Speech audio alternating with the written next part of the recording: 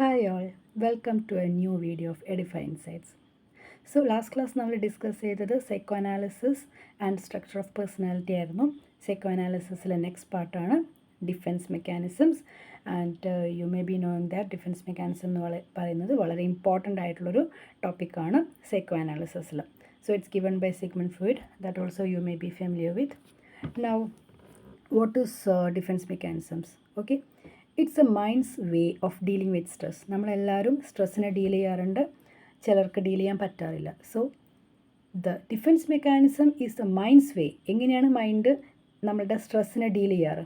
Okay, അതിനെയാണ് നമ്മൾ എന്ത് പറയുന്നത്? Defence mechanism. സോ നമ്മുടെ മൈൻഡ് പലതരം ഡിഫെൻസ് മെക്കാനിസംസ് യൂസ് ചെയ്തിട്ടാണ് നമ്മളുടെ മുന്നിലുള്ള ആൻസൈറ്റീസിനെയും സ്ട്രെസ്സിനെയും ഒക്കെ ഡീൽ ചെയ്യുന്നത്. Okay, to deal with different anxieties the ego uses defence mechanisms. Yeah, then defense mechanisms are helpful for short term but are harmful in long term since they are denial and distortions of reality. So when we are using these defense mechanisms for a short period, okay, ചില stresses വരുന്ന സമയത്ത് ഒരു കുറച്ച് പീരീഡിലേക്കൊക്കെ നമ്മളത് use ചെയ്യുകയാണെങ്കിൽ it's okay and it is helpful also. But if you are using defence mechanisms for long period, for example, if you are using denial is a defense mechanism. Okay, so if you are using this denial for a long period, it is a problem. It became a problem. Okay, so why? Because they are distortions of reality. Okay, അപ്പം അതുകൊണ്ട് defence mechanisms short പീരീഡിലേക്ക് നമ്മൾ use ചെയ്യുന്നത് it's okay and helpful. But if you are using it for a long period it may effect you. Okay, and it's not that good. Now let's see what all are the defense mechanisms. So in this class we'll be discussing at least 8 defense mechanisms. Okay, so first one is repression. Ego is unconsciously pushing the painful, traumatic, troubling or threatening thoughts, experiences, events, memories into unconscious.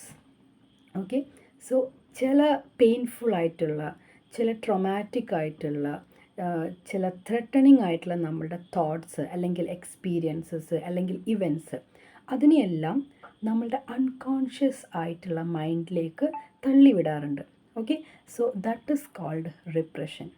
Four example we can say ചില abuses ഒക്കെ. ഒരു abuse എന്ന് പറയുന്നത് എന്താണ്? Of course it's a traumatic event അല്ലേ. അപ്പം ചില ആൾക്കാർ പറയുന്നത് കേൾക്കാറുണ്ട്, അങ്ങനെ ഒരു അബ്യൂസ് നടന്നത് മെമ്മറിയിലില്ല, ഓക്കെ, അത് ഓർമ്മയിലില്ല. ഈ റീസെൻ്റ്ലി എൻ്റെ അടുത്ത് വന്നിട്ടുള്ളൊരു കേസായിരുന്നു. അവരുടെ ഹസ്ബൻഡ് മരിച്ചു. ഓക്കെ, സോ അവർക്കത് അവരുടെ മെമ്മറിയിൽ അങ്ങനെ ഒരു ഇവൻ്റ് ഇല്ല. ആ ഒരു കുറച്ച് നേരത്തേക്ക് അവരത് മറന്നുപോയി. ഓക്കെ, സോ അതുപോലെയുള്ള ട്രോമാറ്റിക് ആയിട്ടുള്ള ഇവൻറ്റ്സ് അല്ലെങ്കിൽ ത്രെട്ടണിങ് ആയിട്ടുള്ള തോട്ട്സോ ഇവൻറ്റ്സോ ഒക്കെ നമ്മുടെ അൺകോൺഷ്യസ് ആയിട്ടുള്ള മൈൻഡിലേക്ക് എന്ത് ചെയ്യും? പുഷ് ചെയ്ത് വിടാറുണ്ട്. That is the repression. Okay, then next is regression. Always നമ്മൾ റിഗ്രഷനും റിപ്രഷനും കൂടെ അങ്ങോട്ടും ഇങ്ങോട്ടും മാറിപ്പോവാറുണ്ട്. Be careful. റിഗ്രഷൻ എന്ന് പറയുന്നത് usually manifest during challenging times. Okay, നമ്മുടെ ചലഞ്ചിങ് ആയിട്ടുള്ള ചില സിറ്റുവേഷൻസിലാണ് ഈ റിഗ്രഷൻ ഒക്കെ മാനിഫെസ്റ്റ് ചെയ്യുന്നത്. During times of crisis we go back to behaving in ways as we did as child. അതായത് നമുക്ക് ചില സമയത്ത് ചില സ്ട്രെസ് വരുമ്പോഴൊക്കെ നമ്മൾ ശ്രദ്ധിക്കാറുണ്ടോയെന്ന് അറിയില്ല, നമ്മൾ നഖം കടിക്കും അല്ലേ. It's an immature way of responding to stress or go backwards. ഒരു ഇമ്മെച്യൂർ ആയിട്ടുള്ള വേ ആണത്. അതായത് നമ്മൾ പുറകോട്ട് പോകും. എക്സാമ്പിൾ പറയുന്നത് തം സക്കിങ്, ഈറ്റ് എലോട്ട് എക്സെട്ര.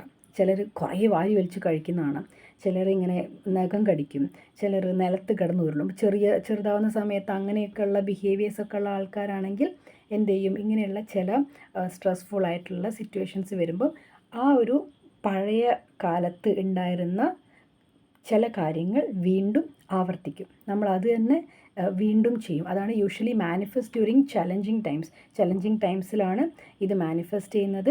നമ്മളുടെ ക്രൈസിസ് വരുന്ന സമയത്ത് നമ്മുടെ ബിഹേവിയർ എങ്ങോട്ട് പോകും? നമ്മളുടെ എങ്ങനെയാണോ ചൈൽഡ്ഹുഡിൽ ബിഹേവ് ചെയ്തത് ആ ചൈൽഡ്ഹുഡ് ബിഹേവിയറിലേക്ക് തിരിച്ചു പോകുന്നതിനെയാണ് നമ്മൾ എന്ത് പറയുന്നത്? റിഗ്രഷൻ എന്ന് പറയുന്നത്. Now next is suppression. Okay, it's a conscious defence mechanism. കുറച്ചുകൂടെ കോൺഷ്യസ് ആണ്. ഈ ഒരു ഡിഫെൻസ് മെക്കാനിസം എന്ന് പറയുന്നത്. മറ്റേതൊക്കെ അൺകോൺഷ്യസ് ആണെങ്കിൽ this is a little bit conscious. Okay, that is consciously trying to push the experiences in to the unconscious. അതായത് നമ്മൾ കോൺഷ്യസ്ലി നമ്മളുടെ ചില എക്സ്പീരിയൻസസിനെയൊക്കെ അൺകോൺഷ്യസിലേക്ക് പുഷ് ചെയ്യാൻ വേണ്ടി ശ്രമിക്കുകയാണ്. ഒരു എക്സാമ്പിൾ പറയുമ്പോൾ നിങ്ങൾക്ക് കുറച്ചുകൂടെ മനസ്സിലാവും. A student consciously decides not to think about her insult in examination hall so that he can study effectively. Okay, അതായത് നമ്മളൊരു എക്സാമിനേഷൻ ഹാളിൽ ഇൻസൾട്ടഡ് ആയെന്ന് വിചാരിക്കുക. അത് തന്നെ ആലോചിച്ചുകൊണ്ടിരുന്നത് എന്താണ്, നമുക്ക് നെക്സ്റ്റ് എക്സാംസ് ഒന്നും എഴുതാൻ പറ്റില്ല, അല്ലെങ്കിൽ നമുക്ക് അതിനുള്ള കോൺസെൻട്രേഷൻ കിട്ടില്ല. So what we do, we consciously decides not to think. നമ്മൾ വിചാരിക്കും ഇനി അതിനെപ്പറ്റി ചിന്തിക്കേണ്ട, അല്ലേ, ഇനി അതിനെ പറ്റിയിട്ട് കൂടുതൽ ബോധഡ് ആവണ്ട, അത് കഴിഞ്ഞു എന്നൊക്കെ പറഞ്ഞ് നമ്മൾ കോൺഷ്യസ്ലി അതിനെ എന്ത് ചെയ്യാറുണ്ട്, മാറ്റി വയ്ക്കാറുണ്ട്. അപ്പോൾ അതാണ് പറയുന്നത്, it's a conscious defence mechanism that is consciously trying to push the experiences in to the unconscious. Okay, next is displacement. Okay, so displacement is expression of frustration or threatening emotion with a non-threatening object. Okay, അതായത് expression of frustration or threatening emotion with a non-threatening object എന്ന് പറയുമ്പോൾ എന്താണ്, നമ്മളുടെ frustration അല്ലെങ്കിൽ എന്താ പറയുക, നമ്മളുടെ ദേഷ്യം എല്ലാം നമ്മൾ എന്ത് ചെയ്യും, ഡിസ്പ്ലേസ് ചെയ്യും. എങ്ങോട്ട്? With a non threatening object. ഒരു ഏറ്റവും ചെറിയ എക്സാമ്പിൾ പറയുകയാണെങ്കിൽ നമ്മൾ പറയും അങ്ങാടി തൊട്ടേന് അമ്മയോട് എന്നൊക്കെ പറയും, അല്ലേ. അതായത് നമ്മളിപ്പം ഫോർ എക്സാമ്പിൾ നമ്മളുടെ ബോസിൻ്റെ അടുത്ത് നിന്ന് നമുക്ക് കുറച്ച് ബുദ്ധിമുട്ടുണ്ടായി, അല്ലെങ്കിൽ ഭയങ്കരമായിട്ട് ആൾ നമ്മളെ ഫയർ ചെയ്തു എന്നൊക്കെ വിചാരിക്കാം. നമുക്ക് നമുക്ക് അന്നേരം ഉണ്ടാവുന്ന ഫ്രസ്ട്രേഷനൊന്നും ആളുടെ അടുത്ത് പ്രകടിപ്പിക്കാൻ പറ്റില്ല. ബിക്കോസ് എന്ത് സംഭവിക്കും, ചിലപ്പോൾ നമ്മളുടെ ജോലി തന്നെ പോകും. സോ വാട്ട് വി ഡു, നമ്മൾ വീട്ടിൽ വന്നു കഴിഞ്ഞാൽ നമ്മളുടെ ഇമോഷൻ അല്ലെങ്കിൽ ആ ഒരു ഫ്രസ്ട്രേഷൻ നമ്മൾ എന്ത് ചെയ്യും, ഒരു നോൺ ത്രെട്ടണിങ് ഒബ്ജക്റ്റ്, നമ്മൾ ഇങ്ങോട്ടൊന്നും പറയാൻ സാധ്യതയില്ലാത്ത ഒന്നുമായിട്ട് നമ്മളതിനെ, അല്ലേ, നമ്മൾ അവിടെ എക്സ്പ്രസ് ചെയ്യും. ചിലപ്പോൾ നമ്മുടെ ഭാര്യ ആയിരിക്കാം, ചിലപ്പോൾ നമ്മുടെ മക്കളായിരിക്കാം, ഓക്കെ, ചിലപ്പോൾ ഹസ്ബൻഡ് ആയിരിക്കാം. ആരാണോ ലെസ് ത്രെട്ടണിങ് ആയിട്ടുള്ളത് അവരുമായിട്ട് നമ്മൾ എന്ത് ചെയ്യും, ഈ ഇമോഷൻസ് നമ്മൾ എക്സ്പ്രസ് ചെയ്യും, right. So next is denial. Overwhelming situations are blocked by the ego from awareness. It is a denial of reality, that is, nothing has happened. Okay, അതായത് നമ്മളൊരു റിയാലിറ്റീനെ ഡിനൈ ചെയ്യാണ്, എന്തൊക്കെയോ സംഭവിച്ചു. ഓക്കെ, നമ്മൾ ചില റിയാലിറ്റീസിനെ നമ്മൾ എന്ത് ചെയ്യും, അത് അങ്ങനെ സംഭവിച്ചിട്ടില്ല, അല്ലെങ്കിൽ അത് അങ്ങനെ ഉണ്ടായിട്ടില്ല, നമ്മളതിനെ കംപ്ലീറ്റ്ലി ഡിനൈ ചെയ്യും. Okay, for example, a patient come to know that he is diagnosed with cancer and not ready to accept reality. Okay, so ഒരു പേഷ്യൻ്റ് എന്താണ്, ക്യാൻസർ ആണെന്ന് ഡയഗ്നോസ് ചെയ്തു, and he is not ready to accept that. Okay, എനിക്ക് cancer ഉണ്ടെന്ന് accept ചെയ്യുന്നില്ല, അതൊരു ഡിനയലാണ്, stage of denial. ഇല്ല, സമ്മതിക്കില്ല, അതെന്തോ എനിക്ക് ക്യാൻസർ ഒന്നുമില്ല. അല്ലെങ്കിൽ ചില ഡെത്ത്, ഓക്കെ, ചില ആൾക്കാരുടെ ഡെത്തൊക്കെ നമ്മൾ കേൾക്കുന്ന സമയത്ത് നമുക്ക് വളരെ വേണ്ടപ്പെട്ട അല്ലെങ്കിൽ വളരെ ക്ലോസ് ആയിട്ടുള്ള ആൾക്കാരാണെങ്കിൽ സംടൈംസ് വി സേ നോ, അങ്ങനെ സംഭവിച്ചിട്ടില്ല, അങ്ങനെ ഉണ്ടായിട്ടില്ല. Okay, so that is A denial. നേരത്തെ ഞാൻ പറഞ്ഞതുപോലെ ഹസ്ബൻഡ് മരിച്ചു, അങ്ങനെ ഉണ്ടായിട്ടില്ല. ഓക്കെ, അല്ലെങ്കിൽ അത് മൈൻഡിലില്ല, അങ്ങനെ ഒരു സംഭവം ഇല്ല. Okay, that is overwhelming situations are blocked by the ego from awareness. നമ്മളുടെ അവെയർനെസ്സിൽ നിന്നും അതിനെ ബ്ലോക്ക് ചെയ്യുകയാണ് ചെയ്യുന്നത്. So that is denial. Okay, next is intellectualization, right? So using intellectual components to distance oneself from painful emotions related to an event. Okay, അതായത് നമ്മൾ കുറച്ച് intellectual ആയിട്ടുള്ള കോമ്പോണൻസിനെ യൂസ് ചെയ്യുകയാണ്. For what? We are using intellectual components to distance oneself from painful emotions. Okay, നമ്മളുടെ ചില painful ഇമോഷൻസിനെ അതിൽ നിന്നും നമ്മളെ മാറ്റി നിർത്താൻ വേണ്ടിയിട്ട് നമ്മൾ കുറച്ച് ഇൻ്റലക്ച്വൽ കോമ്പോണൻസിനെ യൂസ് ചെയ്യുകയാണ്. For example, when someone died, we say they gone to better place or they are not sick, at least they are not sick, അല്ലേ. ചില ആൾക്കാർ മരിച്ചു കഴിഞ്ഞാൽ നമ്മൾ എന്ത് പറയും, മരണം എന്ന് പറയുന്നത്, അല്ലേ, നമുക്ക് ഭയങ്കര ബുദ്ധിമുട്ടാണ് അക്സെപ്റ്റ് ചെയ്യാൻ. അപ്പോൾ നമ്മൾ എന്ത് ചെയ്യും, വി വിൽ ഇൻ്റലക്ച്വലി അല്ലെങ്കിൽ ആ ഒരു ഇൻ്റലക്ച്വൽ കോമ്പോണൻസ് യൂസ് ചെയ്യും. എന്തു പറയും നമ്മളതിന് പകരം? At least they have gone to a better place. അവർ സ്വർഗത്തിലേക്ക് പോയിട്ടുണ്ടാവും അല്ലേ?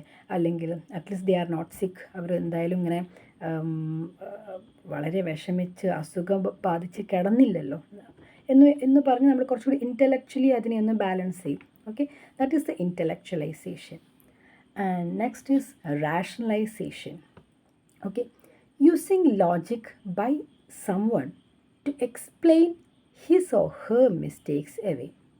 Okay, example പറയുകയാണെങ്കിൽ, he hit me first or a girl fails to get admission may point out a number of difficulties in that profession.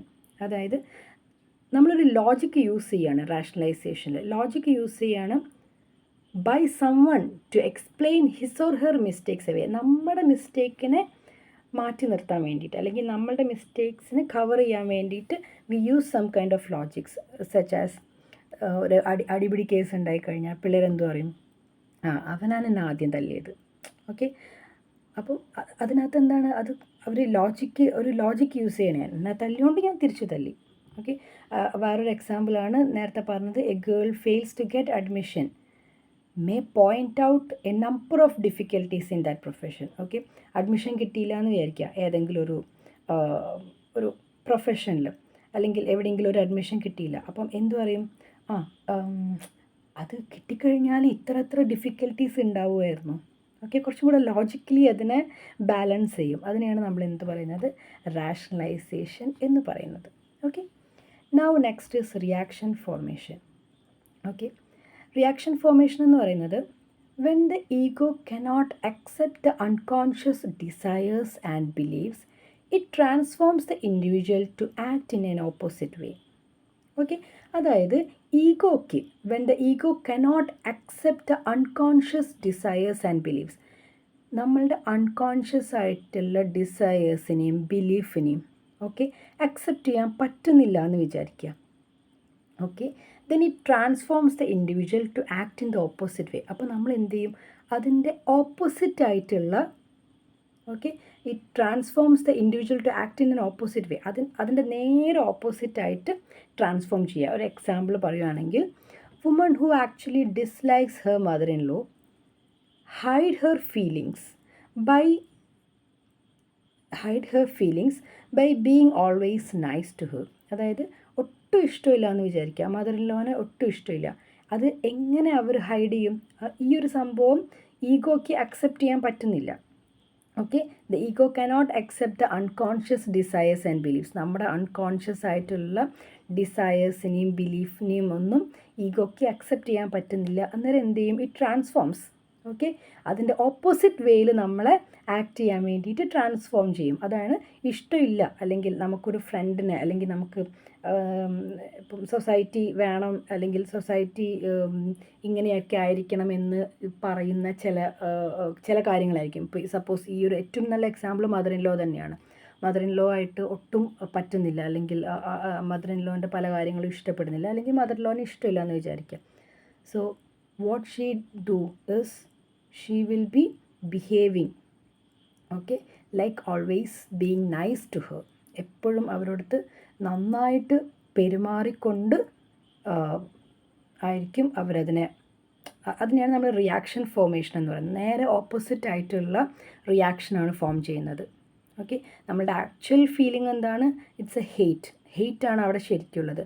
പക്ഷേ എന്താണ് പുറത്തേക്ക് വരുന്നത്? നല്ല രീതിയിലുള്ള, അല്ലെങ്കിൽ നല്ല പെരുമാറ്റം, ബീയിങ് നൈസ് ടു ഹെർ, അല്ലെങ്കിൽ അവരെ പറ്റിയിട്ട് നല്ലത് പറയുക, അങ്ങനെയായിരിക്കും അതിൽ പുറത്തേക്ക് വരുന്നത്. That is reaction formation. So that's all about defence mechanisms. നമ്മൾ ഓൾമോസ്റ്റ് 8 മെയിൻ ആയിട്ടുള്ള വളരെ ഇമ്പോർട്ടൻ്റ് ആയിട്ടുള്ള, ഏറ്റവും റെലവൻ്റ് ആയിട്ടുള്ള 8 ഡിഫെൻസ് മെക്കാനിസംസ് ആണ് നമ്മൾ പറഞ്ഞിട്ടുള്ളത്. സോ ഇതിലുള്ള എല്ലാ ഡിഫെൻസ് മെക്കാനിസംസും എല്ലാവരും യൂസ് ചെയ്യണമെന്നില്ല. We may be using 2 or 3 defence mechanisms. എല്ലാവരും എല്ലാം യൂസ് ചെയ്യില്ല. പക്ഷേ നിങ്ങൾ ഒന്ന് നിങ്ങളെ തന്നെ റിവൈൻഡ് ചെയ്ത് വയ്ക്കുക. You may be knowing that നമ്മളൊന്നോ അതിലധികമോ ആയിട്ട് ഡിഫെൻസ് മെക്കാനിസംസ് നമ്മളെല്ലാവരും യൂസ് ചെയ്യാറുണ്ടാവും. എനിക്ക് തോന്നുന്നു ഏറ്റവും കൂടുതൽ നമ്മൾ യൂസ് ചെയ്യുന്ന ഒരു ഡിഫെൻസ് മെക്കാനിസം എന്ന് പറയുന്നത് ഡിസ്പ്ലേസ്മെൻ്റ് ആയിരിക്കും, അല്ലേ? നമുക്കൊരാളടുത്ത് നമ്മളുടെ അടുത്ത് ചിലപ്പോൾ നിങ്ങളുടെ അടുത്ത് ടീച്ചർ ദേഷ്യം പിടിച്ചു എന്ന് വിചാരിക്കുക. നിങ്ങൾക്ക് നല്ല വഴക്ക് കിട്ടും കോളേജിൽ നിന്ന് നല്ല വഴക്ക് കിട്ടുമെന്ന് വിചാരിക്കുക. നിങ്ങൾക്ക് തിരിച്ചൊന്നും പറയാൻ പറ്റുന്നില്ല. വാട്ട് യു വിൽ ഡു, നിങ്ങൾ വീട്ടിലെത്തും അല്ലെങ്കിൽ നിങ്ങളുടെ ഹോസ്റ്റലിലെത്തും. നിങ്ങളുടെ വളരെ എന്താ പറയുക, ലെസ് ത്രെട്ടണിങ് ആയിട്ടുള്ളൊരു ഫ്രണ്ടോ ലെസ് ത്രെട്ടണിങ് ആയിട്ടുള്ളൊരു സിസ്റ്ററോ മദറോ ഒക്കെ നിങ്ങൾക്കുണ്ടെങ്കിൽ നിങ്ങളുടെ ദേഷ്യം എന്ത് ചെയ്യും, അവരിലേക്ക് ഡിസ്പ്ലേസ് ചെയ്യും. So that is one defence mechanism that we all uses. So keep it in mind that നമുക്കിത് യൂസ് ചെയ്യുന്നോട്ട് നമ്മളുടെ സ്ട്രെസ്സ് നമുക്ക് കുറച്ച് കുറയും, അല്ലേ? അല്ലെങ്കിൽ നമ്മളത് സ്ട്രെസ്സിനെ മാനേജ് ചെയ്യാണ്. പക്ഷേ നിങ്ങൾ ഈ ഡിഫെൻസ് മെക്കാനിസം ഇപ്പോൾ ഡിസ്പ്ലേസ്മെൻ്റ് തന്നെ എടുക്കാണ്ട് ഈ ഒരു ഡിസ്പ്ലേസ്മെൻറ്റ് നിങ്ങൾ എന്ന് യൂസ് ചെയ്യുകയാണെങ്കിൽ നിങ്ങളൊന്ന് ചിന്തിച്ച് നോക്കൂ, അല്ലേ? എല്ലാ ദിവസവും നിങ്ങൾ ഓരോരുത്തരുടെ അടുത്തുള്ള ദേഷ്യങ്ങൾ നിങ്ങൾ വീട്ടിൽ വന്നിട്ട് അതിനെ പ്രകടിപ്പിക്കുകയാണ് അല്ലെങ്കിൽ ഡിസ്പ്ലേസ് ചെയ്യുകയാണെങ്കിൽ ദാറ്റ് വിൽ മേക്ക് പ്രോബ്ലംസ്, അല്ലേ? അപ്പോൾ അതുകൊണ്ട് എല്ലാ defence mechanism to a short period it's okay, and be clear that when we are using it for a long period it is harmful. Okay, അപ്പം നിങ്ങൾ യൂസ് ചെയ്യുന്ന defence mechanism ഏതാണെന്ന് കണ്ടുപിടിക്കുക. നിങ്ങളത് ഷോർട്ട് ടേമിലാണോ ലോങ് ടേമിലാണോ യൂസ് ചെയ്യുന്നതെന്ന് കണ്ടുപിടിക്കുക. And if you can change it that will be better. Okay, so thank you for being with me. By.